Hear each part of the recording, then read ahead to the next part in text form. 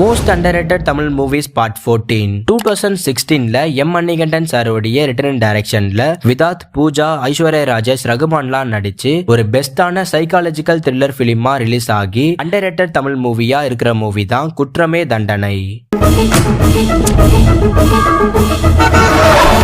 1979ல பஞ்சு அருணாச்சலம் ஐயாவுடைய ரிட்டன்லையும் எஸ்பி முத்துராமன் சாரோடைய டைரக்ஷன்ல ரஜினிகாந்த், சோ, சங்கீதா, ஜெயா, ஜெயலட்சுமிலாம் நடிச்சு ஒரு பெஸ்டான டிராமா பிலிமா ரிலீஸ் ஆகி அண்டர்ரேட்டட் தமிழ் மூவியா இருக்கிற மூவி தான் 6 இருந்து 60 வரை.